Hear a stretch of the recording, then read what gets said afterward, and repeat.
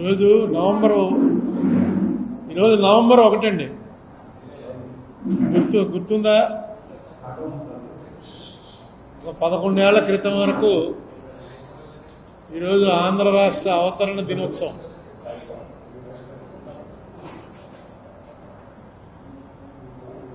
ఆంధ్ర రాష్ట్రమే కాదు, ఈ నవంబర్ 1 అనేది మన దేశంలో చాలా ఇంపార్టెన్స్ ఉన్నటువంటి రోజు. 11 కొత్త రాష్ట్రాలు ఏర్పడ్డాయి. ఆంధ్ర కానీ, కర్ణాటక కానీ, కేరళ కానీ, సౌత్లో మధ్యప్రదేశ్, పంజాబ్ 10 ఏళ్ల తర్వాత అయినా సరే నవంబర్ 1నే పెట్టారు 1966లో. సరే, మన రాష్ట్రం 2014లో విడిపోయింది. జనరల్గా ప్రతి రాష్ట్రానికి ఒక రాష్ట్ర అవతరణ దినోత్సవం జరుగుతుంది, కానీ మన రాష్ట్రానికి మాత్రం ఇప్పటి వరకు ఏ రోజు ఇది అవతరించిందో అనేటువంటి ఒక సెలబ్రేషన్ ఏమీ లేదు. కండోలెన్సే.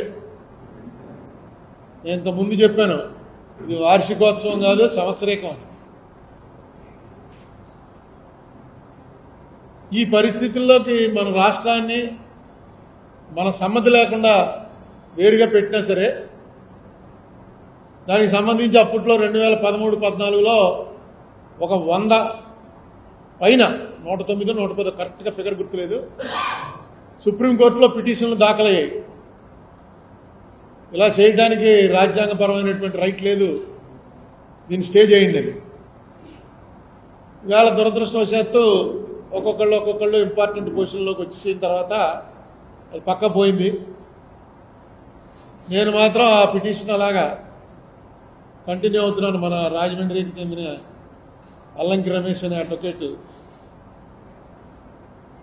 ఆయన సపోర్ట్ చేశాడు కాబట్టి, సుప్రీంకోర్టులో యాక్టివ్గా ఉన్న అడ్వకేట్ కాబట్టి దీన్ని ఇంతకాలం ఆపుకుంటూ వచ్చాం. నేను ఇంతకుముందు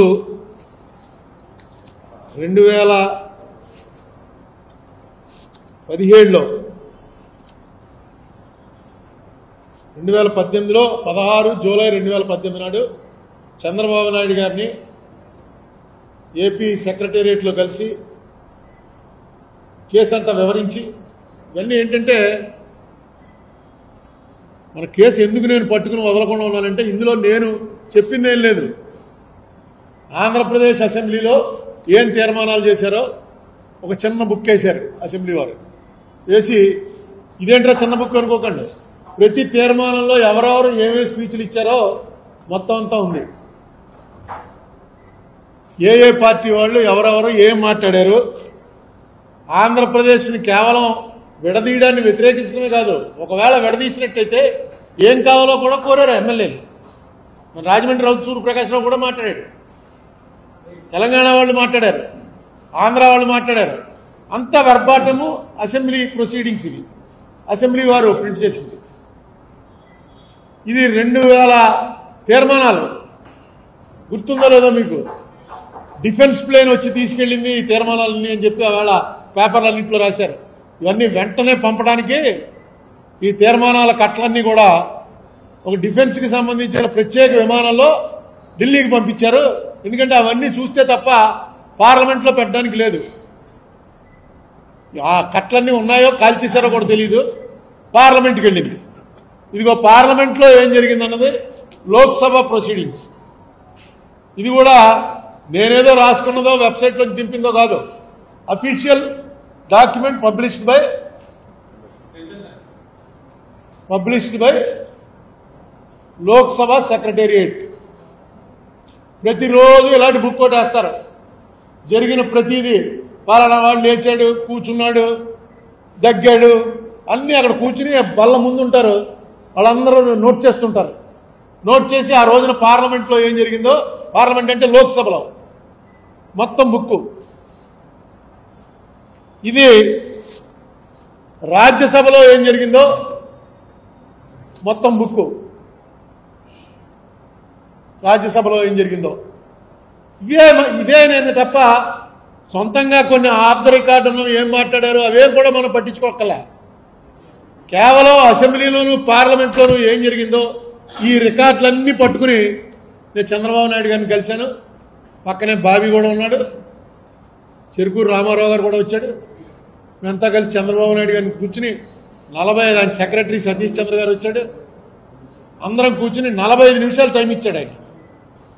మొత్తం అంతా విని అన్నీ చూసే నేను ఆ రోజు ఢిల్లీలోనే ఆ పక్కనే అద్వానీ గారి రూమ్ దగ్గర ఉన్నాను. మా తెలుగుదేశం పార్టీ ఆఫీస్ ఉంది, అందులో కూర్చున్నాను. మనసులో లేదు, అందుకని నేను గమనించలేదు. కానీ ఇదేంటి లోపల ఓటింగే జరగలేదా? ఇది భారతదేశం పార్లమెంట్ ఏర్పడిన తర్వాత మొట్టమొదటి ఇన్సిడెంట్. ఓటింగ్ జరగకుండా అయిపోయింది, బిల్లు పాస్ అయిపోయిందని ప్రకటించారు. ఆన్ రికార్డు, అది రికార్డులో ఉంది. ఇలా చెప్పిన తర్వాత వెంటనే ఆయన, మీకు ఇంత ముందు కూడా చెప్పాను, నన్ను ఢిల్లీ పంపించి ఢిల్లీ వెళ్ళండి మీరు, అక్కడ వెంటనే మా సుజనా చౌదరి గారి ఇంట్లో మీటింగ్ పెడుతున్నారు, ఆ మీటింగ్లో మా ఎంపీలతో చెప్పండి. అప్పటికి తెలుగుదేశం పార్టీకి బీజేపీకి చెడిపోయింది, బాగా తిట్టుకుంటున్నారు. ఢిల్లీ వెళ్ళాను. తర్వాత అవిశ్వాస తీర్మానం వచ్చింది. అవిశ్వాస తీర్మానంలో ఈ ప్రసక్తి తీసుకురండి అన్నాను. అసలు అవిశ్వాస తీర్మానం నోటీస్ ఇచ్చిన ఆయన కేసినేని నాని అని విజయవాడ ఎంపీ గారు, ఆయనతో మాట్లాడి ఆయనకి మొత్తం పంపించాను, ఇది ఎత్తండి అని. ఈ విషయంతో మొదలు పెట్టండి బాబు అంటే తప్పకుండా మొదలెడతానని అన్నాడు ఆయన. కానీ తర్వాత యాక్చువల్గా మొదలెట్టడం మార్చి గల్లా జయదేవ్ గారికి ఇచ్చారు. దాంతో ఈయనప్పటికీ లాస్ట్లో మళ్ళీ కొంచెం 1 నిమిషం మాట్లాడాడు. ఎందుకు డ్రాప్ అయిపోయిందో, వాళ్ళు కోర్టులో వేస్తామన్నది డ్రాప్ అయిపోయింది, పార్లమెంట్లో నోటీస్ ఇస్తాం దీని మీద చర్చ జరగాలన్నది డ్రాప్ అయిపోయింది. తర్వాత మళ్ళీ మనం అందరం కలిసి విజయవాడలో ఒక మీటింగ్ పెట్టి అన్ని పార్టీల వాళ్ళని పిలిచాం. దానికి పిలిస్తే మన జగన్మోహన్ రెడ్డి గారు ఏమన్నాడంటే, తెలుగుదేశం వచ్చేటువంటి ఏ మీటింగ్కి నేను రాను అన్నాడు. అలాగే సిపిఎం వాళ్ళు బీజేపీ వారు వచ్చే మీటింగ్కి మేము రాము అన్నారు. ఆ 2 పార్టీలు తప్ప మిగతా అన్ని పార్టీలు వచ్చాయి. పవన్ కళ్యాణ్ గారు అయితే, నేను పార్టీలకి రాశాను మీ పార్టీ తరఫున ఎవరినైనా ప్రతినిధిని పంపించండి అని. పవన్ కళ్యాణ్ గారు అయితే ఆయన వచ్చేసాడు. మేము ఐలాపురం హోటల్లో చిన్న కాన్ఫరెన్స్ హాల్లో పెట్టాం, ఊరికే పార్టీ తరఫున ఎవరో ఒకళ్ళు పంపితే మాట్లాడదాం అని. ఆయనే స్వయంగా పవన్ కళ్యాణ్ గారు ముందు రోజు ఫోన్ చేసి నాదెళ్ల మనోహర్ గారు చెప్పారు, మా లీడరే వచ్చేస్తున్నాడు మీటింగ్ అని. అనగానే అప్పటికప్పుడు కంగారుగా ఏంటిదని పోలీసులకు చెప్పి వాళ్ళకి చెప్పి ఎవరికి తెలియదు. అవును పవన్ కళ్యాణ్ వచ్చేస్తున్నట్టు కొంచెం జాగ్రత్త చూడండి అంటే అప్పటికప్పుడు వచ్చి సెక్యూరిటీ ఇచ్చి తెలుసుకున్న జనం వచ్చి చిన్న మీటింగ్ అనుకున్న దాని ఇంపార్టెన్స్ బాగా పెరిగిపోయింది ఆయన రావటం వల్ల. ఆ రోజు ఆయన కూడా కూర్చుని, వీడియో కూడా ఉంది మొత్తం, నా పక్కనే కూర్చుని ఈ బుక్కులన్నీ చదివాడు ఆయన. ఆవేళ చలమేశ్వర్ గారిని పిలిచాం as a retired justice of supreme court, ఆయన అభిప్రాయం కూడా తెలుసుకుందామని. ఆ రోజున ఈయన పార్టీ తరఫున పవన్ గారు వచ్చారు, మాదాస్ గంగాధరం గారు, ఐఏఎస్ చంద్రశేఖర్ గారు పవన్ కళ్యాణ్ పార్టీ తరఫున, సిపిఐ రామకృష్ణ గారు కమ్యూనిస్ట్ పార్టీ తరఫున, బీజేపీ తరఫున ఐవైఆర్ గారు సత్యమూర్తి గారు, తులసిరెడ్డి గారు కాంగ్రెస్ తరఫున, అన్ని పార్టీలు అటెండ్ అయ్యాయి ఎక్సెప్ట్ సిపిఎం అండ్ వైసీపీ. మనం ఇక్కడి నుంచి బాబీ ఉన్నాడు, మన ఉమా ఉన్నాడు, నాథ్ కూడా వచ్చాడు. నాథ్ ఇప్పుడు లేడు, చనిపోయాడు. నాథ్ కూడా వచ్చాడు. మేమందరం ఉన్నాం మీటింగ్లో. అందరం కూర్చుని ఈ మీటింగు 2.5 hours 3 hours జరిగింది. దీని మీద చర్చ ఏకగ్రీవంగా అందరం ఏమనుకున్నామంటే, 2019 ఎలక్షన్స్ అయిపోయిన తర్వాత ఏ పార్టీ అధికారంలోకి వచ్చినా దీన్ని మనం పర్సూ చేయాలి. దీన్ని మళ్ళీ తెలంగాణ తీసుకొచ్చి ఆంధ్రాలో కలిపేయటం ఇది కాదు. ఇంత అన్యాయం జరిగింది అన్నది అదే పార్లమెంట్ చెప్పాలి. ఆంధ్రప్రదేశ్కి ఇంత అన్యాయం జరిగింది, ఇప్పటివరకు భారతదేశ చరిత్రలో జరగనట్టుగా ఓటింగ్ కూడా పెట్టకుండా టీవీ టెలికాస్ట్ ఆపేసి మొత్తం చీకట్లో పెట్టి పాస్ అయిపోయిందని చెప్పేశాం అన్న మాట అక్కడ అనిపించాలి ఖచ్చితంగాను. ఆవేళ కాంగ్రెస్ గవర్నమెంట్ ఉంది, బీజేపీ గవర్నమెంట్ అపోజిషన్లో ఉంది, ఇద్దరు కలిసి చేసిందే. ఈ మాట మాటికి మోడీ గారు చెప్తాడు, అమిత్ షా గారు చెప్తాడు, ఆంధ్రాకి జరిగినంత అన్యాయం మేమేం చేయట్లేదు. ఏ గొడవ వచ్చినా కాంగ్రెస్ వాళ్ళు లేచేదైనా ఎత్తితే ఇమీడియట్ గా మోడీ గారు అంటాడు, ఆ రోజు మర్చిపోకండి, తీసుకెళ్లి మొత్తం అందరినీ బయట పారేశారు, తలుపులు మూసేశారు, అలాంటి అన్యాయం మేము ఎప్పుడైనా చేశామా అని వాళ్ళు అంటుంటారు. మనకెందుకు వాయిస్ లేకుండా పోయింది? మనవాడు ఎవడు ఎప్పుడు పార్లమెంట్లో ఆ మాట ఎత్తడే. కనీసం ఒక షార్ట్ డ్యూరేషన్ క్వశ్చన్ అనేవాడు 0 hour మెన్షన్ చేయడు. ఇంత అన్యాయం ఏంటండి? ఇంత చిన్న చూపు చూస్తే పోనీ ఇక్కడ ఎవరికి తెలియకుండా జరిగిపోయిందంటే రాష్ట్రం అంతా 3-4 నెలలు అట్టుడికిపోయింది. జూలై నుంచి ఆఫీసులు లేవు, స్కూళ్ళు లేవు. ఇంత గొడవ జరిగిన తర్వాత చాలా సింపుల్గా తీసవతలు పారేసిన దానికి ఎవిడెన్స్ దొరికినా మనం ప్రశ్నించలేకపోవడం ఏంటో నాకు అర్థం అవట్లేదు. జగన్మోహన్ రెడ్డి గారి టైంలో అయితే డైరెక్ట్గా అభిషేక్ సింఘ్వి వచ్చి ఈ కేసు క్లోజ్ చేసేయండి అన్నాడు. నేను అనుకున్నాను ఆయన తెలంగాణ తరఫున వచ్చాడేమో అనుకున్నాను. తీరా చూస్తే ఆంధ్రప్రదేశ్ రాష్ట్రం తరఫున వచ్చాడు. వచ్చి కేసు క్లోజ్ చేసేయండి, ఇందులో ఎందుకు అప్పుడే 8 ఏళ్ళు, అప్పటికి 8 ఏళ్ళు అయింది. 8 ఏళ్ళు అయిపోయింది, 2 రాష్ట్రాలు విడిపోయి ఇప్పుడు మళ్ళీ కొత్త గొడవ ఏంటి, క్లోజ్ చేసేయండి అన్నాడు. అంటే నేను గట్టిగా ఇదేంటి క్లోజ్ చేయడం ఏంటి, ఆర్టికల్ 100 వైలేషను. ఆర్టికల్ 100 అంటే పిల్లర్ ఆఫ్ ద డెమోక్రసీ. ఏంటి ఆర్టికల్ 100? ఏదైనా విషయమైనా సరే పార్లమెంట్లో కానీ, అసెంబ్లీలో కానీ, పంచాయతీలో కానీ, మున్సిపాలిటీలో కానీ ఎక్కడైనా ఏ విషయం తేలాలన్నా ఓటింగ్ పెట్టి ఆ ఓటింగ్లో మెజారిటీ వచ్చిందే పట్టే తీర్మానం చేయాలి. అది ఆర్టికల్ 100. వీళ్ళు ఆర్టికల్ 100నే తీసి పక్కన పెట్టేశారు. ఓటింగే లేదు, అడిగేవాడు లేడు. ఈ బాధ నేను అలా చెప్తూనే ఉన్నాను. పవన్ కళ్యాణ్ గారు అయితే అవేళ నాకు పూర్తిగా ధీమా వచ్చింది.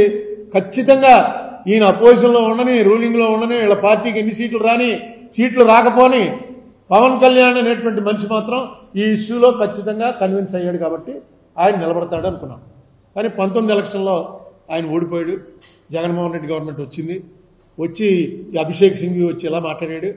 కానీ వెంటనే అభిషేక్ సింఘ్వి ఇలా మాట్లాడడం ఏంటని నేను ఇక్కడే ఢిల్లీ నుంచి వచ్చి ప్రెస్ మీట్ పెట్టి, ఏమయ్యా జగన్మోహన్ రెడ్డి ఏం జరుగుతుందో నీకేమైనా తెలుసా అంటే ఆయన సవరించుకున్నాడు. జగన్మోహన్ రెడ్డి వెంటనే జవహర్ రెడ్డి గారి చీఫ్ సెక్రటరీ గారు నేను నా వాదనని సపోర్ట్ చేస్తూ ఎఫిడవిట్ ఫైల్ చేశారు. ఇవాళ ఎఫిడవిట్ అక్కడ పెండింగ్లో ఉంది. ఇవాళ నేను ఏం కోరుతున్నానంటే, చంద్రబాబు నాయుడు గారు అయితే సరే ఇప్పుడు ఆయన బీజేపీతో స్నేహంగా ఉన్నాడు కాబట్టి ఆయన ఏం మాట్లాడలేకపోవచ్చు. కానీ స్నేహంగా ఉన్న దీంట్లో అభ్యంతరం ఏం లేదు. ఎందుకంటే మనం బీజేపీనో లేకపోతే కాంగ్రెస్నో పార్టీ చేయట్లా. మనం పార్టీ చేస్తున్నది పార్లమెంట్ని. పార్లమెంట్లో ఇలాంటి నిర్ణయాలు జరగచ్చా? ఇప్పుడు దీంట్లో మనం అడిగింది కూడా నేను తర్వాత నేను పెట్టిన ప్రేయర్ మార్చి ఏమడిగానంటే, ఆంధ్ర తెలంగాణని కలపమని నేను అడగట్లేదు. జరిగింది తప్పని చెప్పండి, ఇక ముందు ఇలా జరగకూడదని చెప్పండి, ఇక ముందు ఎలా జరగాలో కూడా చెప్పండి. అలా తప్పుడు పద్ధతిలో చేసినటువంటి తీర్మానాల ప్రకారం వచ్చినటువంటి ఏపీ రీఆర్గనైజేషన్ యాక్ట్ ఏదైతే ఉందో ఆ యాక్ట్ అన్నా ఇంప్లిమెంట్ చేయమని చెప్పండి. అది చేయట్లేదు. ఆ యాక్ట్ అయినా ఇంప్లిమెంట్ చేయమని చెప్పండి అని ప్రేయర్ మార్చాం. మార్చినప్పటికీ కూడా సెంట్రల్ గవర్నమెంట్ అంటే యూనియన్ గవర్నమెంట్, ఢిల్లీ గవర్నమెంట్ ఇప్పటి వరకు ఎఫిడవిట్ కూడా ఇలా పైపెచ్చి ఒక రోజు వాళ్ళ తరఫున ఒక అడ్వకేట్ వచ్చి ఏమన్నాడంటే, నేను ఎప్పుడో వేసామండి దీనికి ఎఫిడవిట్ అన్నాడు. అంటే ఎక్కడుంది జడ్జీలు అబద్ధం ఆడతారని ఎవరు అనుకుంటారు? ఎక్కడుంది ఎఫిడవిట్? ఎక్కడ ఫైల్స్లో లేదే, మీకు ఏమైనా ఇచ్చాడని మమ్మల్ని అడిగితే మాకు ఏమీ లేదండి, ఎక్కడ పోయిందని. గవర్నమెంట్ వచ్చి ఇలా మాట్లాడుతాను అనుకోలే. మనం ఇది జరిగప్పుడే 4-5 ఏళ్ళు అయింది. ఎందుకంటే దీంట్లో వేయడానికి సెంట్రల్ గవర్నమెంట్ దగ్గర ఎఫిడవిట్ ఏం లేదు. జరిగింది తప్పు అని ఏక తప్పదు. పార్లమెంట్లో జరిగిందంతా పార్లమెంట్ రికార్డులే వేసాం. మనమేమి వచ్చి నా వాదన చెప్పలే, నేను పార్లమెంట్ ఏం చెప్పిందో అదే చెప్పాను. ఇవాళకి కూడా దీని మీద స్పందిస్తారనే ఉద్దేశంతో పవన్ కళ్యాణ్ గారికి ఒక ఉత్తరం రాశాను. రాసేప్పుడే ఏడాది దాటిపోయింది. వాళ్ళ అధికారంలోకి రాగానే రాశాను. మన కందులు దుర్గేష్కి చెప్పాను. ఒకసారి దుర్గేష్కి ఒక కాపీ పెట్టాను, చెప్పబోయా వెళ్ళని. అయితే నాకేమి అక్కడి నుంచి సమాధానం కానీ స్పందన కానీ ఏం లేదు. అంటే ఇది రాజకీయపరమైన విషయాలు. వాళ్ళు సెలబ్రిటీస్. వాళ్ళు మాట్లాడాలనుకుంటే మనం మాట్లాడగలం తప్ప మనం మాట్లాడాలనుకుంటే వాళ్ళతో మాట్లాడలేం. ఎందుకంటే ఆయన మాట్లాడాలనుకుంటే వెంటనే నేను వెళ్తాను. ఇదేం చిన్న ఇష్యూ కాదు. పవన్ కళ్యాణ్ గారు నేను మర్చిపోయిన వేళ కరెక్టే నాకు మళ్ళీ వచ్చి ఎక్స్ప్లెయిన్ చేయంటే వెళ్తాను, వెళ్ళి ఎక్స్ప్లెయిన్ చేస్తాను. కానీ ఆయన మర్చిపోతాడని నేను అనుకోను. ఎందుకంటే గంట సేపు ఇవన్నీ రికార్డులే చదివాడు ఆయన. ఓ పక్కన మేము మీటింగ్ జరుగుతుంటే ఆయన రికార్డులు జరిగి మధ్యలో ఆయన నాతో కామెంట్ ఏం చేశాడంటే, ఏమండి మరి మీరు ఎక్కడున్నారు, ఇంత అన్యాయం జరుగుతుంటే మమ్మల్ని రానివ్వలేదండి లోపలికి, మమ్మల్ని బయట పెట్టేశారు, కనీసం గుమ్మం దగ్గరికి వెళ్తామేమో అని తలుపులు కూడా వేసేశారు, తలుపులు వేయకూడదు, పార్లమెంట్ తలుపులు వేయకూడదు. ఎందుకంటే ఓన్లీ ఓటింగ్ జరుగుతున్నప్పుడే పార్లమెంట్ తలుపులు వేయాలి, ఓటింగ్ జరగనప్పుడు పార్లమెంట్ తలుపులు వేయకూడదు. స్పీకర్ గారు ముందే చెప్పేశారు నేను ఓటింగ్ జరపట్లేదు అని, అయినా తలుపులు వేసేశారు. మా గురించే మేము మొత్తం బయటకు వచ్చేసిన 14 మంది 16 మంది ఉన్నాం. ఆ 16 మంది ఏమన్నా గుమ్మం దగ్గర వస్తారేమో గొడవ చేస్తారేమో అని ఆపేశారు. ఇది నాకు ఎక్కడంటే బాధ, ఇంత దారుణం జరిగిన తర్వాత కనీసం దీని మీద ప్రశ్నించడానికి కూడా ఏ రాజకీయ పార్టీ సిద్ధంగా లేకపోతే, జగన్మోహన్ రెడ్డి లాస్ట్ అయిపోయింది అప్పుడు 22లోనో ఎప్పుడో వేశాడు, ఇది 23లోనో.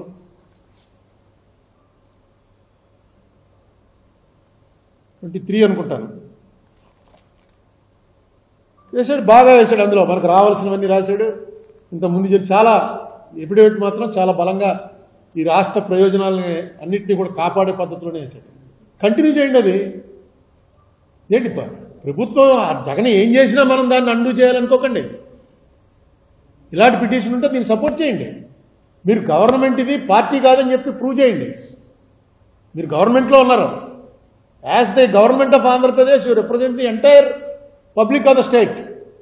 ఓన్లీ మీ తెలుగుదేశం వాళ్ళకో, మీ జనసేన వాళ్ళకో, మీ వైసీపీ వాళ్ళకో పరిమితం కాదు. మీరు government of Andhra Pradesh. Government of ఆంధ్రప్రదేశ్గా ఏ ఎఫిడవిట్ అయితే జగన్మోహన్ రెడ్డి వేశాడో దానికి ఇంకా ఏమైనా యాడ్ చేస్తే చేయండి. కొన్ని వదిలేశాడు అనుకోండి, యాడ్ చేయండి. లేదు ఇందులో రికార్డ్ నేను వేసిన దాంట్లో ఈ వాద్యంలో తప్పు ఏమైనా ఉంటే డైరెక్ట్గా ప్రకటించండి. ఇదంతా తప్పుడే అరుణ్ కుమార్ అనేవాడు ఒకటి తయారు చేసి వేశాడు, ఇలాంటివి సపోర్ట్ చేసి మేము అన్పాపులర్ అవ్వం, మేము వెయ్యం, మేము సపోర్ట్ చెయ్యం, వీఆర్ హ్యాపీ. ఆంధ్రప్రదేశ్ ఏర్పడింది, ఇబ్బందులు ఎదుర్కొంటాం కానీ ఇలాగే సుఖంగా ఉన్నాం మేము. కేంద్ర ప్రభుత్వాన్ని నిలదీయటం కానీ పార్లమెంట్ని నిలదీయటం కానీ మాకు ఇష్టం లేదు అని చెప్పేయండి. ఎన్నేళ్ళు అయిపోయిందండి, నేను ఎప్పుడు వేసాను ఇది? 2013లో వేసాను. 12 ఏళ్ళు పుస్తకం అయిపోయింది. అన్నీ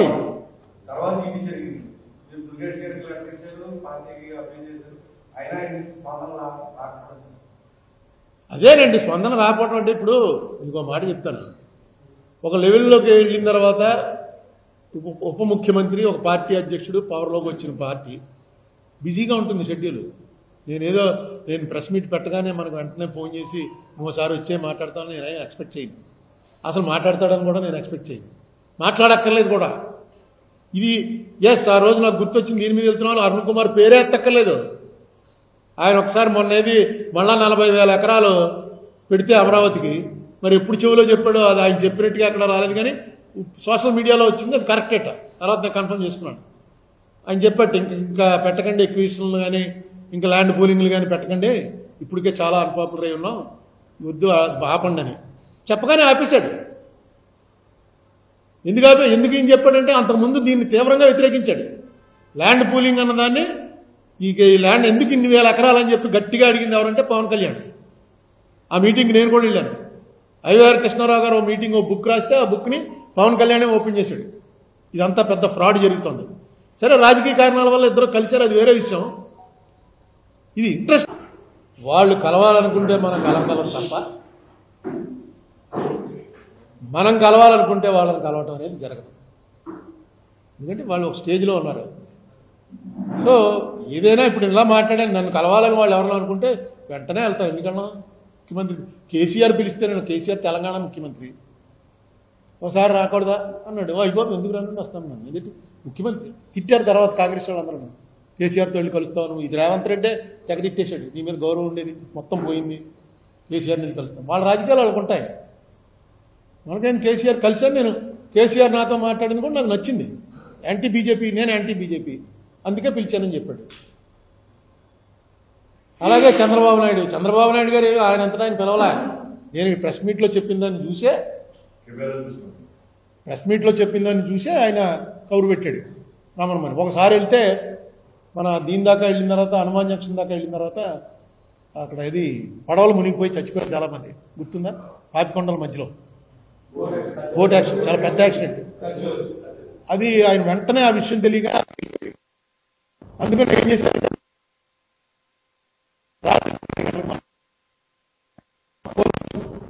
నేను బాబీ, చెరుకూరు రామారావు, అశోక్ కుమార్ జైన్ అంతా కలిసి బయలుదేరి అక్కడ దాకా వెళ్ళేటువంటి ఫోన్ వచ్చింది. ఏమని వచ్చిందంటే మీరు 12ంటికి మార్చారండి, మీరు విజయవాడలో వచ్చి ఉండండి, మీకు 12 గంటలకు ఫోన్ చేస్తాం. ఆ ఫోన్ ఉంది. నువ్వు వచ్చావా కృష్ణ? ఆ రోజు కృష్ణ, మన పసుపులేటి కృష్ణ అంతా కలిసేయండి. ఆయనకి రమ్మని చెప్పి ఫోన్ చేస్తే మేమన్నా లేదంటే 12 అంటే ఇంటికి చేరేటప్పటికి చాలా లేట్ అయిపోతుంది అంటే సీఎం గారు 12 తర్వాత మిమ్మల్ని ప్రయాణం పెట్టుకోవటం వీల్లేదు అంటున్నారండి. 12 అవ్వచ్చు, 1 గంట అవ్వచ్చు, వచ్చి ఇక్కడ ఉండండి, మిమ్మల్ని పిలుస్తారు అన్నారు. అంటే మేము వెనక్కి వచ్చాం. వెనక్కి వచ్చేసిన తర్వాత చెరుకూరు రామారావు వాళ్ళ ఆఫీస్లో కొంతమంది చెరుకూరు రామారావుకి తెలిసిన వాళ్ళు దగ్గర వెళ్తున్నారు.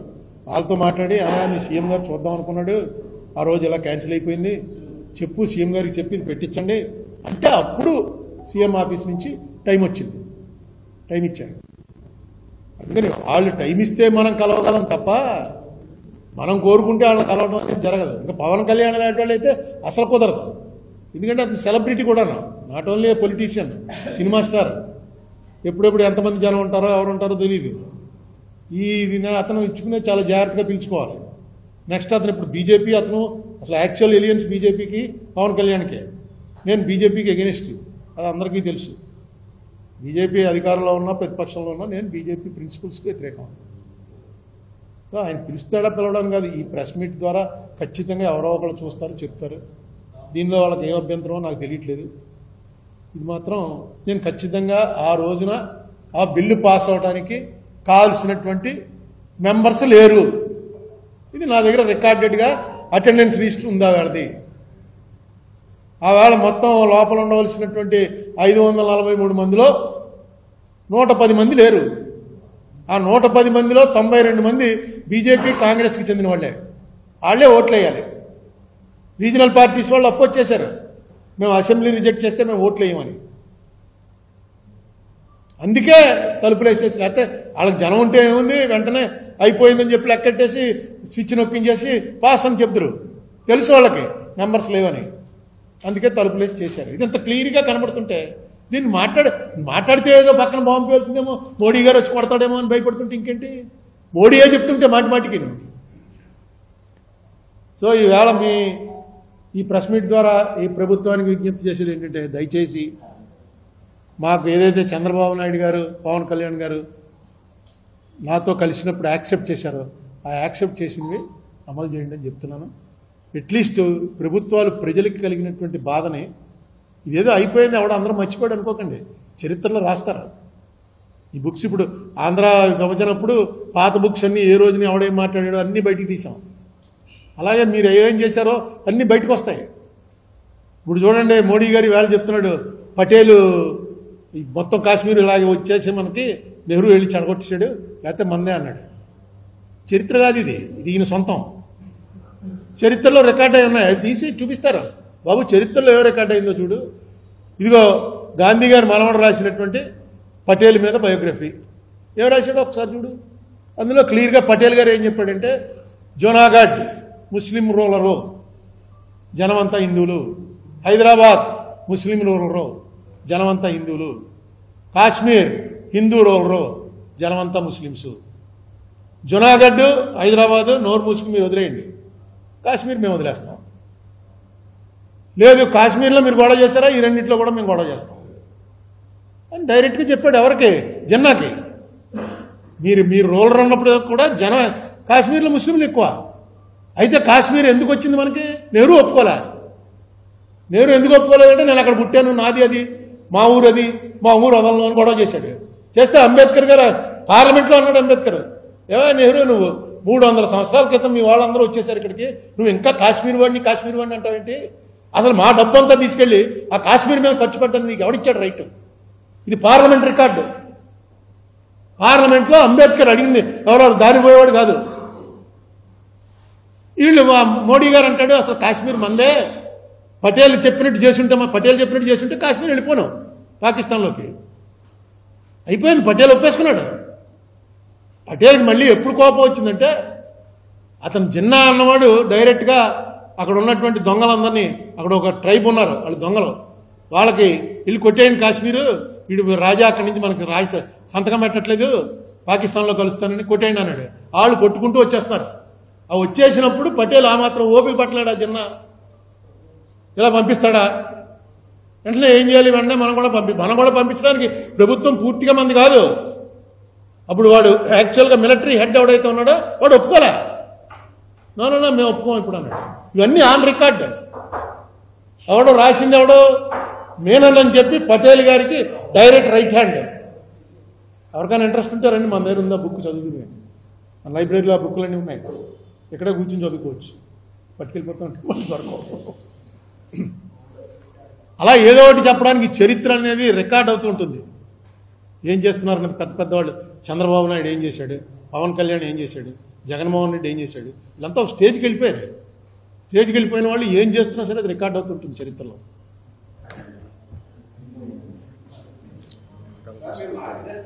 తర్వాత ఇదిగో ఈ బుక్స్ ఎందుకు పెట్టానంటే, ఇవన్నీ నాకేం పని అండి ఈ బుక్స్.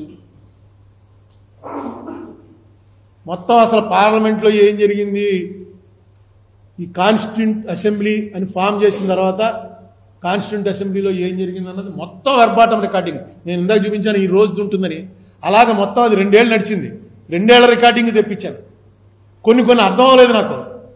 ఏమండి ఇది ఇలా జరిగింది అంటే ఎవరో ఎంఎన్ రావు గారిని ఒక ఇప్పుడు కూడా ఉన్నాడు, ఆయన హైకోర్టు జడ్జిగా రిటైర్ అయ్యారు.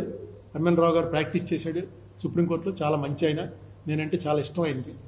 ఆయన సజెస్ట్ చేసింది ఏంటంటే ఈ బుక్ శివరావు అని ఒక ఆయన రాశాడు, కాన్స్టిట్యూంట్ అసెంబ్లీ ప్రొసీడింగ్స్ మీద శివరావు అనేవాడు రాసిన బుక్స్ తెప్పించు, ఆ బుక్స్ చదువు అంటే అవి తెప్పించాను.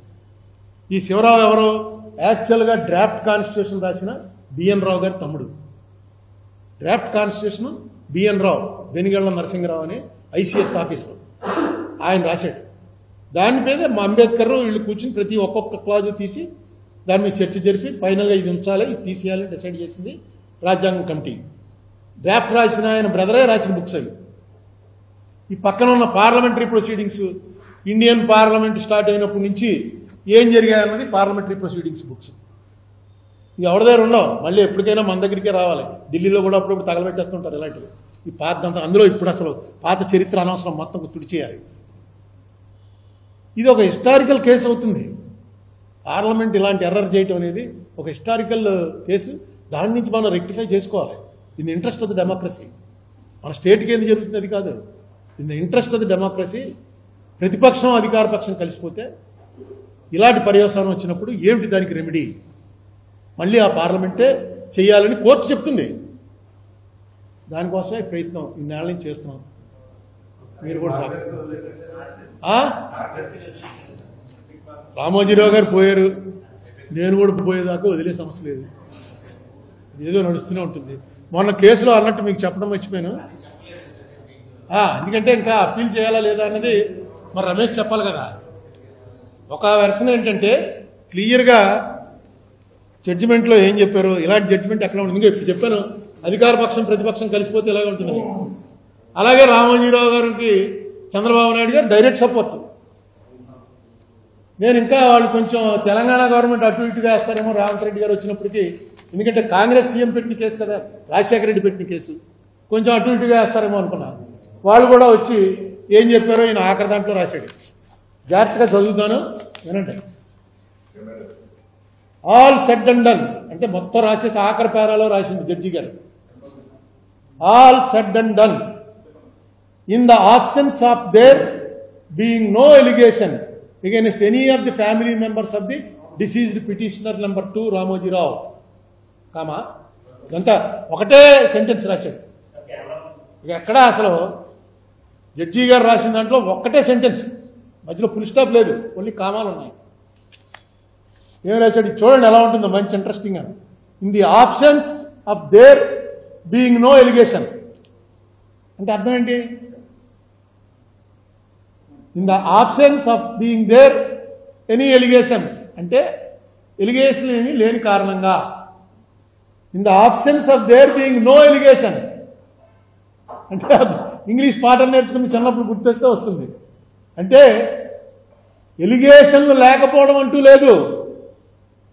In the absence of there being no allegation, ఎలిగేషన్లు లేకపోవడం అంటూ లేదు రామోజీరావు గారి ఫ్యామిలీ మెంబర్స్ మీద అని కామా పెట్టి, in spite of they also being involved along with the deceased petition number 2. రామోజీరావుతో పాటు ఆయన కుటుంబ సభ్యులు కూడా ఇందులో ఇన్వాల్వ్ అయి ఉన్నప్పటికీ in spite of they also being involved, Shri Ramoji Rao petition number 2 Shri Ramoji Rao in the commission of violation under the Reserve Bank of India Act and also in the light of the stand taken by the government of Andhra Pradesh as also the government of Telangana that they do not intend to prosecute any of the successors of the deceased petitioner number 2. Andhra Pradesh government gaani Telangana government gaani Reserve Bank వారి violation చేసిన రామోజీరావు గారికి ఆయన కుటుంబం సహకరించినప్పటికీ మేము వాళ్ళ మీద action తీసుకోవడానికి సిద్ధంగా లేవు అని ప్రకటించినటువంటి నేపథ్యంలో in the absence of any substitution moved by the prosecuting agency in the criminal case, prosecuting agency అంటే government of Andhra Pradesh, government of Telangana, వాళ్ళు ఏమి సబ్స్టిట్యూషన్ పిటిషన్ రామోజీరావు చనిపోయాడు కాబట్టి రెండో అతను కిరణ్ అన్నతను ఎవరినో చేస్తాం అని పిటిషన్ వేయకపోవటం వల్ల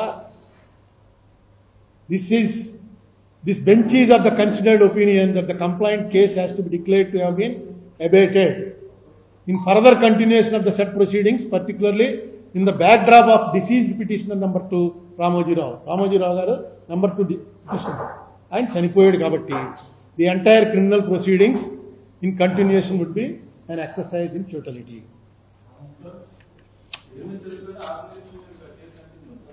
ఎవరు కంటిన్యూ అదే రాశాడు,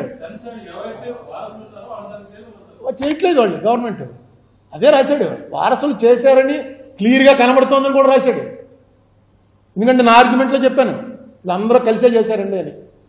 రిజర్వ్ బ్యాంకు చెప్పింది ఇదంతా ఫ్యామిలీ హెచ్ఎఫ్ అందరూ కలిసి చేసిందే, ఈ డబ్బు చేసి కలెక్ట్ చేసిన డబ్బు అంతా వాళ్ళ వ్యాపారాభివృద్ధికి వాడుకున్నామని డైరెక్ట్గా వచ్చి చెప్పారు. మీరు ఇంకా ఎవరిని చేయాలి ఎవరిని చేయకూడదని అంటారేంటి? ఆయన వేసాడు కిరణ్, నేనే హెచ్ఎఫ్కి ఇప్పుడు కర్తనే అని. ఎలా కొట్టేస్తారు కేసు అంటే రిజర్వ్ బ్యాంకు ఉంది, నేను చెప్పాను. అందుకే చెప్పాడు ఈయన in the absence of being no allegation against the family members of the deceased petitioner. Allegations ఉన్నప్పటికీ వాళ్లే వ్యాపారం చేశారని చెప్పినప్పటికీ రాష్ట్ర ప్రభుత్వాలు రెండు కూడా మేము వాళ్ళని చెయ్యము అని క్లియర్గా చెప్పేస్తుంటే చనిపోయిన వాడి మీద విచారణ జరపలేం కాబట్టి ఈ విచారణ క్లోజ్ చేస్తున్నాం, కేసులన్నీ కొట్టేస్తున్నాం. రిజర్వ్ బ్యాంక్ వాళ్ళు దీని మీద ఛాలెంజ్ చేయాలి. వారు చేస్తారో లేదో చూసి అప్పుడు నేను ఏం చేయాలో అల్లంకి రమేష్ చెప్తాడు. ఇప్పుడు ఏదైనా నేను చెప్పింది నిన్న ఒక కేసు అయింది. ఆ కేసు ఏంటి? రాజశేఖర్ రెడ్డి గారిని పార్టీ చేసి వేసిన కేసు. 800, 801 జీవోలు చెల్లవు అని ఇక్కడ హైకోర్టులో వేశారు. ఎప్పుడు 2007లో హైకోర్టు కొట్టేసింది, చెల్లుతాయి అని చెప్పింది. సుప్రీంకోర్టుకి వెళ్ళారు. సుప్రీంకోర్టులో వాళ్ళు ఏమన్నారు, అది పక్కనెట్టి స్టే ఇవ్వగానే డబ్బు కట్టేస్తానంటున్నావు కదా కట్టేయన్నారు. డబ్బు కట్టేసామండి, రామోజీరావు గారు పోయాడు, ఇంక ఈ కేసులు కూడా పోతాయి అని చెప్పి నన్ను వచ్చారు. జనరల్గా ఇలాంటి దానికి చిన్న చిన్న ప్లేడర్లు ఉంటారు. ఎవరెవరు వచ్చారు నిన్న? కాళీమూర్తి గారని సిద్ధార్థ లుద్రా గారు ఇద్దరు బాగా ఇలా వచ్చి హలో అంటే 10 లక్షలన్నా తీసుకుంటారు. వాళ్ళిద్దరూ వచ్చారు. ఇక్కడ స్టేట్ గవర్నమెంట్ ఇవి కలిసిపోయాయి. నేను అడిగాను, ఏమన్నా బాబు ఈ మాట ఏనండి, ఇది ఓన్లీ డిపాజిట్లు వెనక్కి ఇచ్చాడా, డిపాజిట్లు ఎందుకు కలెక్ట్ చేశాడు ఎందుకు? నేను రిజర్వ్ బ్యాంక్ వైలేషన్ ఉంది దాని మీద నేను ఇంప్లీడింగ్ వేశాను కదా, నాది ఒక్క మాట ఏనండి అంటే జడ్జి గారు అసలు నా మొహం కూడా చూడలేదు, ఎందుకంటే ఆన్లైన్ వెళ్ళాను. ఆయన ఏమన్నాడంటే ఇవన్నీ మెరిట్స్ మీద మాట్లాడేవి, నువ్వు హైకోర్టుకి వెళ్ళు, హైకోర్టు పంపించేస్తున్నాం కేసులు. వాళ్ళు హైకోర్టు పంపించామని గవర్నమెంట్ చెప్తుంది, పార్టీ చెప్తాం. సేమ్ అపోజిషన్ రూలింగ్ పార్టీ కలిపి ఏపీ గవర్నమెంట్ చేసినట్టుగా ఏపీ రీఆర్గనైజేషన్ ఇక్కడ వీళ్ళిద్దరూ కలిసిపోయారు. ఇదే మనం ఒత్తుకుంటున్నాం. నేను ఎందుకు వేయవలసి వచ్చింది? గవర్నమెంట్ లేవు. ఆ జగన్ ఉన్నప్పుడు కూడా ఫస్ట్ జగన్కి రాసిన లెటరే ఈ కేసు చూడవయ్యా బాబు అని రాశాను. ఆయన కూడా 2 ఏళ్ళు టైం తీసుకున్నాడు వచ్చి సపోర్ట్ చేస్తూ వేయడానికి. ఎందుకో మరి అది రామోజీరావు గారు అదృష్టమో ఏంటో, ఆయన చనిపోయాడు కానీ చనిపోవడం ద్వారా ఆయన విజయం సాధించాడు. ఎందుకంటే క్రిమినల్ కేసులు చచ్చిపోయిన వాళ్ళ మీద ఉండవు, కానీ పెనాల్టీ ఉంటుంది. పెనాల్టీస్ రిజర్వ్ బ్యాంక్ వసూలు చేయాలి.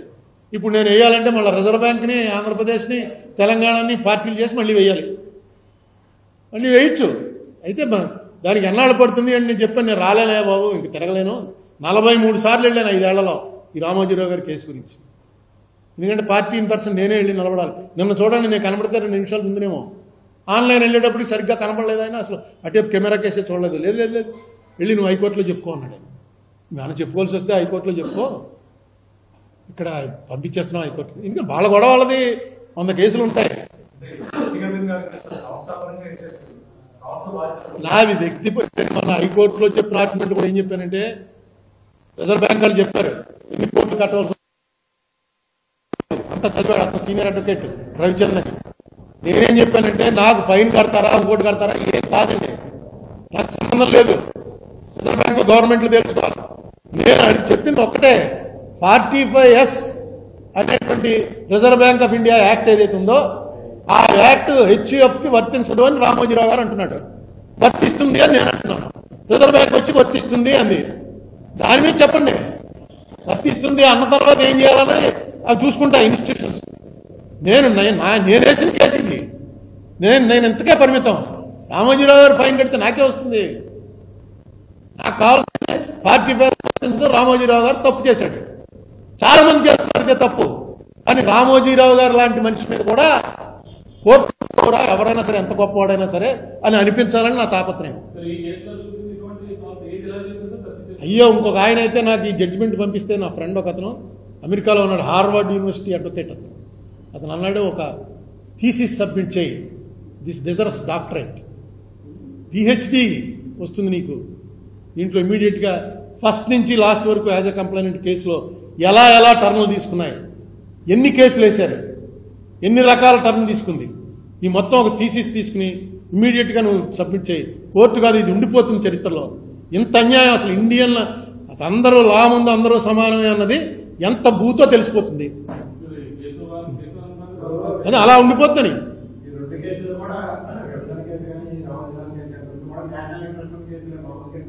ఇది మీకు విభజన కేసు అనేది అదండి, విభజన కేసు అనేది అయిపోయింది. విభజన కేసు అనేది కేసు లేదు, వింటే అయిపోయింది. ఆంధ్రప్రదేశ్ గవర్నమెంట్ వచ్చి గట్టిగా నిలబడితే విని తీరుతుంది. ఇందులో ఇంకా వాళ్ళు పెద్ద పెద్ద ప్లేడర్లని ఆన్లైన్లో పెట్టి పెద్ద ప్లేడర్ వచ్చి వాయిదా అడిగితే ఇచ్చేస్తారండి. మీకు హైకోర్టు సుప్రీంకోర్టులో అక్కడ సీనియర్ అడ్వకేట్ అంటూ వచ్చాడంటే జడ్జి గారు వెంటనే ఇచ్చేస్తాడు. నేను చూశాను కానీ అనుభవంలో చెప్తున్నాను. వాళ్ళకు కూడా ఎలా ఉంటుంది జడ్జిలకి చెప్పాను ఇంతకుముందు, తలనొప్పి. కాశ్మీర్లో ఎవరన్నా అరెస్ట్ చేశారని కేసు అవుతుంది, అది వింటాడు ఇద్దరు. నేను కాశ్మీర్లో వాడిని అరెస్ట్ చేశారు, అన్యాయంగా చేశారు, లోపల పెట్టారు, ఎబిఎస్ కార్పస్ మూవ్ చేస్తే ఇచ్చేయలేదు, అది చేయలేదు అన్నీ వింటాడు. యువతలో వాయిదా వేసాం. తర్వాత కేసు, మా ఆవిడ నాకు విడాకులు ఇచ్చిందండి, నన్ను ఏమో నా మీద రెడ్ అలర్ట్ పెట్టారు, అది నెక్స్ట్ కేసు. దాని తర్వాత కేసు వస్తుంది, మా ఆవిడకి పావు గరిచింది, పావు గరిస్తే మున్సిపాలిటీ వాళ్ళు ఏం చేయట్లేదేంటి. ఎలా ఉంటుందా జడ్జికి? జడ్జికి ఉండే బాధ జడ్జికి ఉంటుంది. వదిలిపోతే బాగుండరా. ఆఖరికి విడాకుల కేసులన్నీ సుప్రీంకోర్టుకి వెళ్ళిపోతున్నాయి. ఏం చేస్తాం? అన్నీ మనం ఏం తెలియకుండా జరుగుతుంది అనుకోకండి. మొన్న నాకు విజయమల్లయ్య ఇది చూసిన తర్వాత, విజయమల్లయ్య ఒక ఇంటర్వ్యూ ఇచ్చాడు బ్రాడ్కాస్ట్. అది చూసిన తర్వాత నాకు అర్థమైంది ఏంటంటే, మనకు బయట ఉన్నటువంటి ఈ లిస్ట్ ఉన్నారు చూసారా, విజయమల్లయ్య వీళ్ళందరినీ వీళ్ళు మూవ్ చేస్తుంటారు. వచ్చేయండి, వచ్చి వీళ్ళందరినీ మాకు ఇండియాకి అప్పచెప్పండి, మేము ఇక్కడ ప్రాసిక్యూట్ చేయాలని అని. నీరవ్ మోడీ, విజయమల్లయ్య, సంజీవ్ కుమార్ చావ్లా, నైల్ సౌల్, డేవిడ్ హెడ్లే, మెహుల్ చోస్కీ, సంజయ్ భండారీ, వీళ్ళందరూ కూడా ఫారిన్ కంట్రీస్లో దాక్కుని ఉన్నారు. ఆ కంట్రీ అప్పచెప్పమని. ఎందుకు అప్పచెప్పరో విజయమల్లయ్య చెప్పాడు. హ్యూమన్ రైట్స్ ప్రకారం మన ఇండియాలో జైల్స్ మానవులు నివసించే జైళ్లు కాదు. ఇదే ప్లీ పెడతారండి, అక్కడికి పంపించేస్తున్నారండి, చూడండి ఆ జైళ్ళని, అక్కడ పంపం అలా పంపం అని ఆపేస్తారు. ఎందుకంటే హ్యూమన్ రైట్స్ ప్రకారం వీళ్ళు అలాంటి జైలు అంటే మన వాళ్ళు, మన జైళ్లలో ఉన్న వాళ్ళు ఎవరో కూడా మనుషులు కాదనమాట. హ్యూమన్ రైట్స్ ప్రకారం చేయాలి. ఇప్పుడు ఈ బెయిల్ ఇది ఉంది. మొన్న చంద్రబాబు నాయుడు గారు అనేటప్పటికి ఏసీ పెట్టారు, టాయిలెట్ కట్టారు. అలాగే మిథున్ రెడ్డి వచ్చాడు, అతనికి ఏసీ పెట్టారు, టాయిలెట్ కట్టారు. వీళ్ళందరూ అక్యూజ్డ్, అంటే ముద్దాయిలే కానీ నేరస్తులు కాదు. అసలు మీరు ప్రతి జైల్లోనూ ఒక చిన్న 5 స్టార్ లాడ్జ్ ఎందుకు కట్టకూడదు? కట్టి డబ్బు కడితేనే అందులో ఉంచుతామనండి. రేటు రూమ్ 10,000 రోజుకి, 10,000 ఇస్తే నువ్వు అందులో ఉండొచ్చు. ఎందుకంటే నిన్నేమి శిక్షగా రాలేదు, లోపలికి రిమాండ్లో వచ్చావు. మాకు పూర్వం మన సెంట్రల్ జైల్లోనే ఎంటర్ అవుతుంటే రైట్ సైడ్ సిడి యార్డ్ అని ఒకటి ఉండేది. సిడి యార్డ్ అంటే సివిల్ డెటెన్యూ వార్డ్. అందులో ఏంటంటే మీరు బాకీ ఎగ్గొట్టేశారనుకోండి, డబ్బు ఇవ్వట్లేదు అనుకోండి, నా దగ్గర ఏం లేదంటున్నారు అనుకోండి, కోర్టు వారు వారిని అరెస్ట్ చేసి జైలు పంపించేస్తారు. వాడు ఎంతకాలం లోపల ఉంటాడో అంతకాలం ఎవడు పెట్టించాడో వాడే డబ్బు కడుతుండాలి. దానికి ఏదో రేటు ఉంటుంది. ఆ డబ్బు కట్టడం ఒక రోజు లేట్ అయింది అనుకోండి, తలుపు తీసి వెళ్ళిపోబాబు అని పంపించేస్తారు. ఉండే సీడీఆర్డ్. మరి ఇప్పుడు ఏమైందో తెలియదు. అది ఆ సీడీఆర్డ్ అనేది ఎందుకని నేను రాజమండ్రి జైల్లో ఉన్నప్పుడు సూపరింటెండెంట్ గారిని వాళ్ళని అడిగాను, ఈ సీడీఆర్డ్ అంటే ఏంటండి, ఈ క్వారంటైన్ అంటే ఏంటి, తీసుకెళ్ళి ఆఖరికి ఉరిశిక్ష చేసేది ఎక్కడ అన్నీ కూడా చూపించారు. కుర్రండి 18 ఏళ్ళ కుర్రండి. సరే ఇప్పుడు ఈ వేళ కోసం నేను అనుకుంటాను గవర్నమెంట్కి ఇన్కమ్ వస్తుంది. అరెస్ట్ చేసి ఎన్నాళ్ళు లోపల ఉంచినా ఏం బాధపెట్టరు, బయటకు వచ్చి త్యాగం చేసినట్టు ఫేస్ ఏం పెట్టక్కర్లేదు. మీరు ఆ లోపలపై మొత్తం జైలు సెక్యూరిటీ అందరూ ఉంటారు, రూమ్స్ మాత్రం కంఫర్టబుల్గా ఉంటాయి. మంచి రూమ్ కావాలంటే మంచి రూమ్ ఇస్తారు, దానికి నువ్వు పే చేయాలి. ఎందుకు అది ఆలోచన చేయట్లేదో అర్థం అవట్లేదు నాకు. అప్పుడు వీళ్ళందరూ వస్తారు, ఈ నీరవ్ మోడీలు ఎవడో కూడా హ్యూమన్ రైట్స్ చెప్పడానికి ఉండదు. అట్లీస్ట్ మన రాజమండ్రి జైల్లో చేయొచ్చు, బోల్డ్ అంత ల్యాండ్ ఉంది ఇక్కడ. ఇంత పూర్వం చెన్నారెడ్డి గారిని తెలంగాణ అజిటేషన్లో 69లో చెన్నారెడ్డి గారిని సలాహుద్దీన్ ఓవైసీని అరెస్ట్ చేశారు 69లో. ఎక్కడ తెచ్చారనుకుంటాం, అక్కడి నుంచి రాజమండ్రి జైలుకి తీసుకొచ్చారు. ఇక్కడే ఉంది ఆ వార్డు, అలా కంఫర్టబుల్ వార్డు ఇక్కడే ఉన్నాయి. అలాగే రాజమండ్రి ఎక్కడ ఆంధ్రప్రదేశ్ తెలంగాణ రాష్ట్రాల్లో ఎవరిని అరెస్ట్ చేసినా సరే తీసుకొచ్చి రాజమండ్రి జైల్లో రిమాండ్లో పెట్టుకోండి, మేము ఇక్కడ అన్ని సౌకర్యాలు కల్పిస్తున్నాం అని పెడితే ఇన్కమ్ రోజు లక్షల్లో వస్తుంది గవర్నమెంట్కి ఇన్కమ్. తప్పే ఉంది. స్టేటస్ని బట్టి పిటిషన్ వేసుకోవడం, వాడికి అన్ని ఇచ్చినా సరే వాడు బయటకు వచ్చి నాకేమీ ఇవ్వలేదు, లోపల చాలా బాధ పెట్టేశారని చెప్తారు. ఎందుకు అలాగా డైరెక్ట్ తీసుకోండి మీరు, దానికి ఏం పెద్ద చిన్న అసెంబ్లీలో చేస్తే సరిపోతుంది. యాక్చువల్గా అలాంటి ఫెసిలిటీస్ ఇస్తే తప్ప వీళ్ళెవ్వరూ ఇండియా రారు. ఎక్కడ మంజీరా జైలు వాళ్ళదే, అదే పెట్టేసుకోవచ్చు. కరెక్ట్గా నువ్వు చెప్పింది. ఎప్పుడు ఫుల్గా ఉంటుంది, ఇంకా ఎప్పుడు ఫుల్గానే ఉంటుంది. రిమాండ్ ప్రిజనర్ వల్ల లోపల అందులో ఉండాల్సిన వాళ్ళందరూ వాళ్ళే డబ్బు కట్టుకోవాలి. గవర్నమెంట్ కూడా అప్పుడు బెయిల్, అసలు వాడు బెయిల్ని ఎప్పుడు అప్పొచ్చేస్తూనే ఉంటుంది, ఎందుకంటే రోజు డబ్బు కడుతున్నాడు కదా. బెయిల్ ఇచ్చి బయటికి పోతే మళ్ళీ డబ్బులు రావు. ఆలోచించండి, ప్రభుత్వం వారు చిన్న విషయం కాదు. కంఫర్టబుల్ జైలు, నేను ఊరికే 5 స్టార్ అని చెప్పాను కానీ కంఫర్టబుల్గా ఉంటుంది జైలు. ఏసీ రూమ్ అయితే ఎంత కట్టాలి, టీవీ అన్నిటితో కావాలంటే ఎంత కట్టాలి అని రూమ్ పెట్టి ఓన్లీ ఫర్ రిమాండ్ ప్రిజనర్స్, ఎందుకంటే దే ఆర్ నాట్ కన్విక్టెడ్.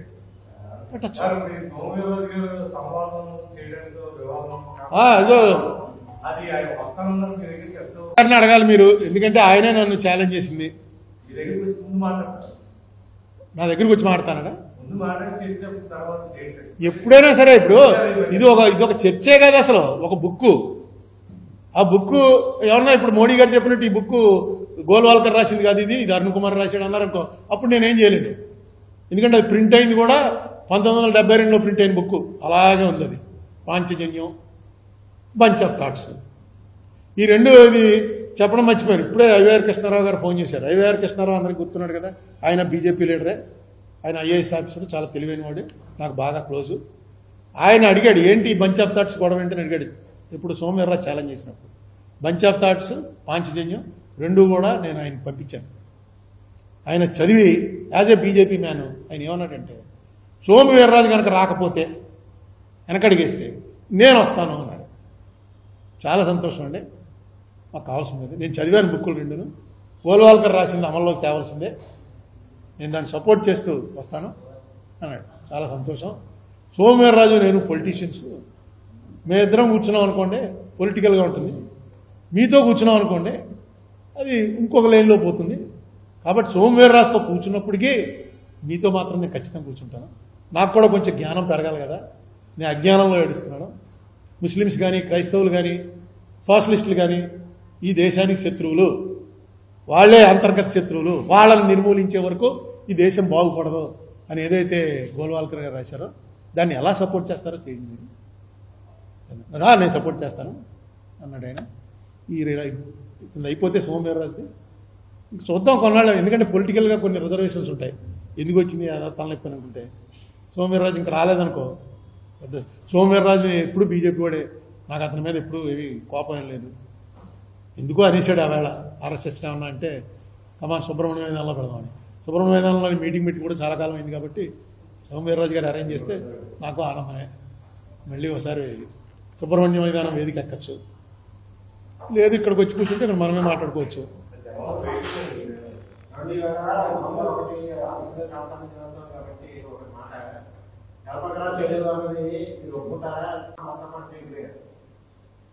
మీకు ఇది ముందు నుంచి చెప్తుందేనండి. జరపకరా చెడేవారు వాళ్ళేం జరపలే. ఇది ఎలా 60-70 ఏళ్ళ నుంచి నడుచుకుంటూ వచ్చింది. ఇది అల్టిమేట్గా ఎప్పుడైతే నీకు ఇమోషన్స్లో ఉన్నప్పుడు కనుక మన ప్రాపర్టీ డివిజన్ జరిగిందో అప్పుడు ఇరుపక్షాలు నష్టపోతారు. మన ఫ్యామిలీస్లోనే ఒకసారి చూసుకోండి. ఇక్కడ ఎవరన్నా బిజినెస్ ఫ్యామిలీస్ ఉంటే తెలుస్తాయి. చిన్న చిన్న ఫ్యామిలీస్లో కూడా ఒక్క ఇల్లు ఉంది, 2 పిల్లలు ఉన్నారు, ఇద్దరికి ఇమోషన్లో వచ్చి దెబ్బలాడుకుని విడిపోయారా, ఇద్దరు నాశనం అయిపోతారు. ఆ కళ్ళారా చూశాను నేను ఎన్నో కుటుంబాలు. అలా కాకుండా అన్నదమ్ముల్లా కూర్చుని ఇది నువ్వు తీసుకోరా, ఇది నువ్వు తీసుకోరా, నీకు ఎంత ఎసెప్ట్ ఉంది కదా, నీ ఉద్యోగం బాగుంది, నా ఉద్యోగం వీక్ అని మాట్లాడుకున్న వాళ్ళు ఇద్దరు ప్రాస్పర్ అయ్యారు, ఇద్దరు రిలేషన్లు దెబ్బతినలేదు. అంబానీ వాళ్ళది ఈ గొడవ కాదు. అంబానీకి సంబంధించిన గొడవ అంతా కూడా నేను అనిల్ అంబానీ మా కమిటీ ముందు వచ్చి మాట్లాడాడు, వెళ్ళాడు. అనిల్ అంబానీ, ముఖేష్ అంబానీ గొడవలన్నిటికీ కూడా ప్రధానమైన కారణం ప్రభుత్వ విధానాలు. ఆ లెవెల్ ఆఫ్ హౌస్లన్నీ కూడా చేసేది ప్రభుత్వ విధానాల మీద ఆధారపడే ఉంటాయి. ఇప్పుడు రామోజీరావు గారిది ఉంది, ప్రభుత్వ విధానాల వల్లే రామోజీరావు వ్యాపారం చేయగలిగాడు. ప్రభుత్వం అనేది ఎన్నాళ్ళు సపోర్ట్ చేస్తే అన్నాళ్ళు నడుస్తుంది. జగన్మోహన్ రెడ్డి వచ్చాడు, అటాక్ స్టార్ట్ చేశాడు. లేకపోతే జగన్మోహన్ రెడ్డి ఎలక్షన్ ముందు ఈనాడులో ఒక ఎడిటోరియల్ ఫ్రంట్ పేజీలో రాశారు, జగన్ వీడిని ఓడించండి అని. డైరెక్ట్గా జగన్మోహన్ రెడ్డి పేరు రాసి ఈ ఉన్మాదిని ఓడిస్తే కానీ ఈ రాష్ట్రం బాగుపడదు అని చెప్పి ఒక బాక్స్. ఎప్పుడైనా ఈనాడు చరిత్రలో అలా రాశారా? ఒక మనిషిని ఓడించండి అని రాశాం. నీకు 1983లో కూడా ఆయన తెలుగుదేశం గేయండి అని అర్థం వచ్చేలా రాశాడు. కానీ డైరెక్ట్గా ఎందుకంటే జగన్మోహన్ రెడ్డి అనేవాడు మళ్ళీ కనుక నెగ్గుంటే రామోజీరావు గారి సామ్రాజ్యం పతనమైపోయింది. ఎందుకంటే చిట్ ఫండ్ కంపెనీ కూడా వాళ్ళు నడుపుతున్నది మొత్తం ఎగెనిస్ట్ ద ఎగ్జిస్టింగ్ లాస్. వాళ్ళు కన్ఫ్యూస్ అయిపోయారు, ఈ లా మాకు అప్లై అవ్వండి. నా దగ్గర వీడియో రికార్డు ఉంది, ఆవిడ కూర్చుని 1.5 సేపు రికార్డ్ చేశారు. ఆ వీడియో రికార్డు కూడా తీసుకున్నాను నేను, రైట్ టు ఇన్ఫర్మేషన్.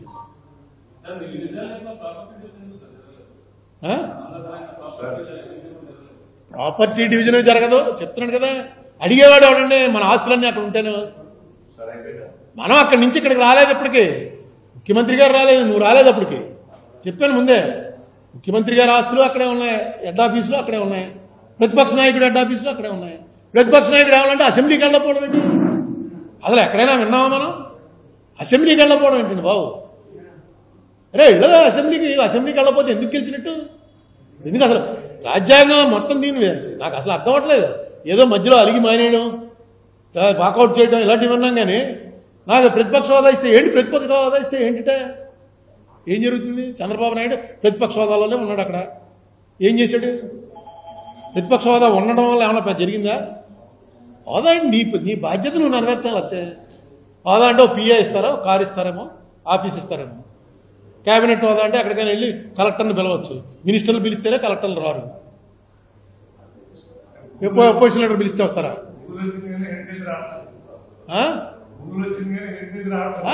ఇవన్నీ ఇప్పుడు గూగుల్ వాళ్ళకి అక్కడ అది ఇక్కడ పెడితేనే కరెక్ట్ అనుకుంటే వాళ్ళు వస్తారు. వీళ్ళు మా స్టేట్కి రావడానికి వీళ్ళేదన్నా వస్తారు. ఇక్కడ పెడితే ఇక్కడ కాదయా మీరు అన్నంతకాలం. మనం ఇప్పుడు ఇసుక తిప్పలు మొత్తం ఇచ్చేస్తున్నాం, బ్రహ్మాండం 5 స్టార్ హోటల్ కట్టుకోండి, కావాలంటే మేము 40% వాటా కూడా ఇస్తామని చెప్పి గవర్నమెంట్ ప్రకటించమని ఎవడో వస్తాడా? ఇసుక తిప్పల మీద ఏంటంటే బాబు అని అది పని చేయదు.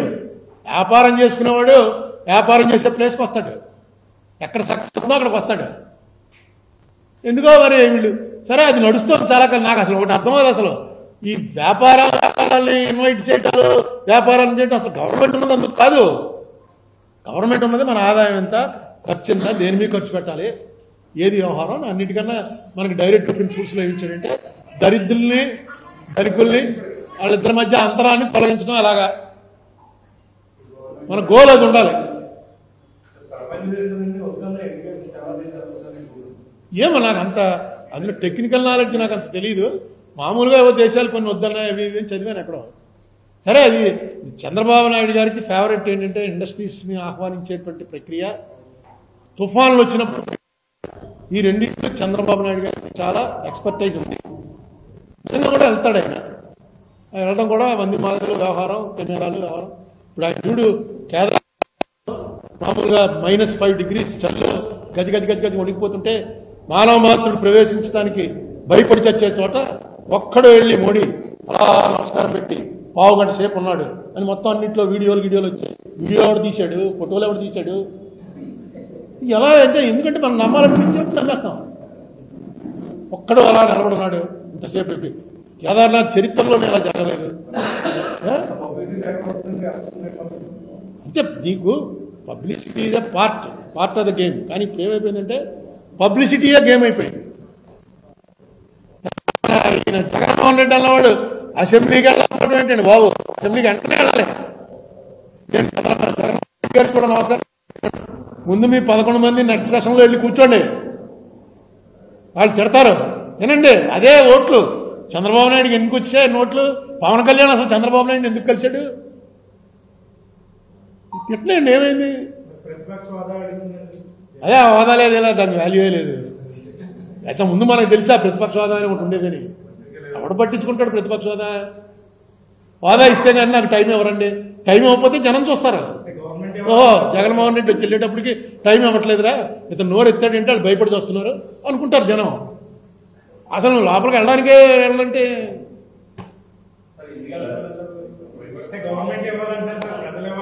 నేను ఆ లెవెల్ పొలిటీషియన్ కాదు, మాదంతా ఓల్డ్ స్కూల్. ఎందుకు వెళ్ళలేదు అన్నదాన్ని నేనేం చెప్పను.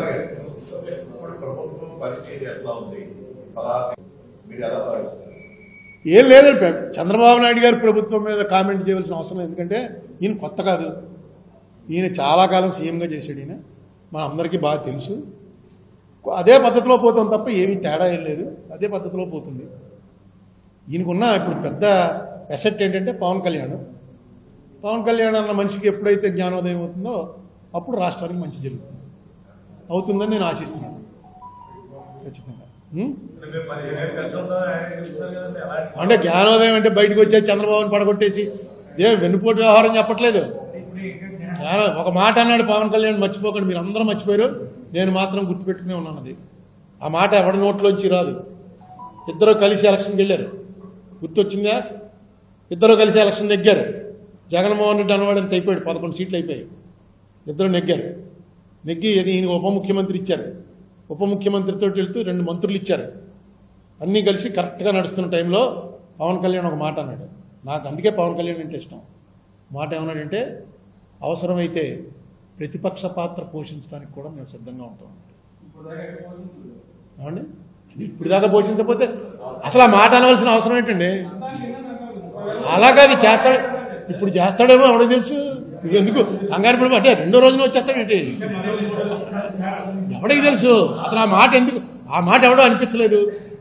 ఆ మాట అనేటువంటి వ్యవహారం ఉందంటే చెక్లో ఉండండి, మీరేదో వచ్చేసాం గవర్నమెంట్, నాకు ఉప ముఖ్యమంత్రి ఇచ్చేసారు కాబట్టి అన్నీ సెట్ అయిపోయాయి అని అనుకుంటే మాత్రం కరెక్ట్ కాదు. ఇందులో నాకు అర్థమైన మీనింగ్ కరెక్ట్ కాదు. నేను అవసరమైతే ప్రతిపక్షం ఏముంది, రేపు మంత్రులు 3 రాజీనామా చేసి వచ్చి ప్రతిపక్షంలో మేము కూర్చుంటున్నాం, అతను అలాగా రావట్లేదు, మేమే కూర్చుంటాం అన్నాడు అనుకో, ఏంటి జగన్మోహన్ రెడ్డి పరిస్థితి? అంటే చేస్తాడని కాదు. అవునండి, చంద్రబాబు ఉండాలనే ప్రతిపక్షం లేకుండా అసెంబ్లీ ఏంటండి బాబు? మీకు అంబేద్కర్ అన్న మనిషి ఎందుకంత గ్రేట్ మ్యాన్ అయ్యాడంటే ఇలాంటివన్నీ ఎప్పుడో రాశాడు. No party should have unlimited power and it is bad for the people to remain idle and indifferent if that stage of affairs came into being. Page 390, volume 3, Ambedkar speaks లో ఏ ప్రభుత్వానికైనా సరే unlimited power కనుక వచ్చినట్టయితే జనం నోరు మూసి కూరుకుంటే జనాలు ఎవరు క్షమించరు అన్నాడు. జనం నోరు మూసి కూరుకోకూడదు. It is bad for the people to remain idle and indifferent అంటే పట్టించుకోకుండా నిర్లిప్తంగా ఉండడం. Indifferent if that stage of affairs come into being. ఇదే పరిస్థితి ఉంది ఇప్పుడు. ఇక్కడ మాట్లాడే అపోజిషన్ అసెంబ్లీలో మాట్లాడాలి కానీ మీడియాలో వచ్చి మాట్లాడటం సరే, మన సొంత మీడియా పెట్టేసుకుని మనం మాట్లాడుకుంటే ఏముంటుంది ప్రయోజనం? అసెంబ్లీలో మాట్లాడినకపోతే అప్పుడు బయటకు వచ్చి మాట్లాడాలి. అసెంబ్లీ అనేది ఒక రికార్డు. ఏమో ఇది ఎవరన్నా వెళ్ళి జగన్మోహన్ రెడ్డికి చెప్పి జగన్మోహన్ రెడ్డి కనుక రేపు అసెంబ్లీలో అటెండ్ అవుతానని చెప్పి ప్రకటించాడు అనుకోండి, మనం పెట్టిన ప్రెస్ మీటింగ్ పర్పస్ సర్వ్ అయినట్టు అవుతుంది. నిజంగానే, లేకపోతే ఏం లేదు అసలు. ఆయన చాలా మైనస్ అవుతున్నాడు.